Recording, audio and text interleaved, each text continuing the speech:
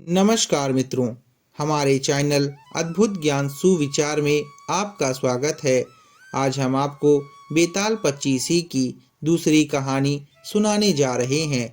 यमुना के किनारे धर्म स्थान नामक एक नगर था। उस नगर में गणाधिप नाम का राजा राज करता था। वहीं पर केशव नाम का एक ब्राह्मण भी रहता था। ब्राह्मण यमुना के तट पर जप तप किया करता था। उसकी एक पुत्री थी जिसका नाम मालती था। वह बड़ी रूपवती थी। जब वह विवाह योग्य हुई तो उसके माता पिता और भाई को चिंता हुई। संयोग से एक दिन जब ब्राह्मण अपने किसी यजमान की बारात में गया था और भाई पढ़ने गया था, तभी उनके घर में एक ब्राह्मण का लड़का आया। लड़की की माँ ने उसके रूप और गुणों को देखकर उससे कहा कि मैं तुमसे अपनी लड़की का ब्याह करूंगी। उधर ब्राह्मण पिता को भी एक दूसरा लड़का मिल गया और उसने उस लड़के को भी यही वचन दे दिया। ब्राह्मण का लड़का जहाँ पढ़ने गया था, वह भी वहाँ एक लड़के से यही वादा कराया। कुछ समय बाद बाप बेटे घर में इकट्ठे हुए तो देखते क्या है कि वहाँ एक तीसरा लड़का और मौजूद है। दो उनके साथ आए थे। अब क्या हो? ब्राह्मण, उसका लड़का और ब्राह्मणी बड़े सोच में पड़े। तभी दैव योग से लड़की को सांप ने काट लिया और वह मर गई। उसके बाप भाई और तीनों लड़कों ने बड़ी भाग दौड़ की। जहर झाड़ने वालों को बुलाया पर कोई नतीजा ना निकला। सब अपनी अपनी करके चले गए।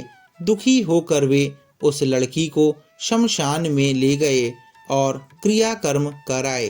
तीनों लड़कों में से एक ने तो उसकी हड्डियां चुन ली और फकीर बनकर जंगल में चला गया। दूसरे ने राख की गठरी बांधी और वहीं झोपड़ी डालकर रहने लगा। तीसरा योगी होकर देश देश घूमने लगा। एक दिन की बात है, वह तीसरा लड़का घूमते घूमते किसी नगर में पहुंचा और एक ब्राह्मणी के घर भोजन करने बैठा। जैसे ही उस घर की ब्राह्मणी भोजन परोसने आई कि उसके छोटे लड़के ने उसका आंचल पकड़ लिया। ब्राह्मणी ने अपना आंचल छुड़ाया, फिर भी उसने नहीं छोड़ा। ब्राह्मणी को बड़ा गुस्सा आया। उसने अपने लड़के को झिटका, मारा पीटा, फिर भी वह ना माना तो ब्राह्मणी ने उसे उठाकर जलते चूल्हे में पटक दिया। लड़का जलकर राख हो गया। ब्राह्मण बिना भोजन किए ही उठ खड़ा हुआ। घर वालों ने जब बहुत कहा पर वह भोजन करने के लिए राजी ना हुआ। उसने कहा, जिस घर में ऐसी राक्षसी हो उसमें मैं भोजन नहीं कर सकता। इतना सुनकर वह व्यक्ति भीतर गया। वह संजीवनी विद्या की पोथी लाकर एक मंत्र पढ़ा। जलकर राख हो चुका लड़का फिर से जीवित हो गया। यह देखकर ब्राह्मण सोचने लगा कि अगर यह पोथी मेरे हाथ पड़ जाए तो मैं भी उस लड़की को फिर से जिंदा कर सकता हूँ। इसके बाद उसने भोजन किया और वहीं ठहर गया। जब रात को सब खा पी कर सो गए तो वह ब्राह्मण चुपचाप वह पोथी लेकर चल दिया। जिस स्थान पर उस लड़की को जलाया गया था, वहां जाकर उसने देखा कि दूसरे लड़के वहां बैठे बातें कर रहे हैं। इस ब्राह्मण के यह कहने पर कि उसे संजीवनी विद्या की पोथी मिल गई है और वह मंत्र पढ़कर लड़की को जिंदा कर सकता है।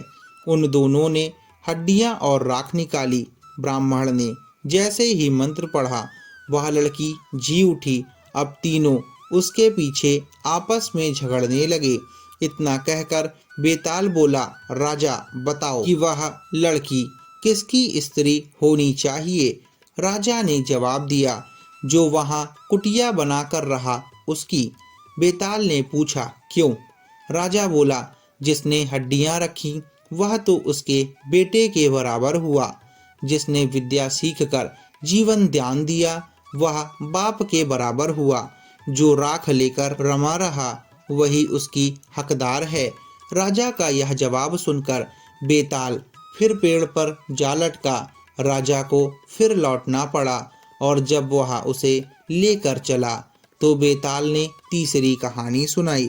मित्रों, आशा करते हैं कि आपको बेताल पच्चीसी की यह दूसरी कहानी पसंद आई होगी और अभी तक आपने हमारे चैनल अद्भुत ज्ञान सुविचार को सब्सक्राइब नहीं किया है तो सब्सक्राइब कर लें और आगे भी ऐसी ही कहानियों के नोटिफिकेशन पाने के लिए बेल आइकन को ज़रूर दबाएं।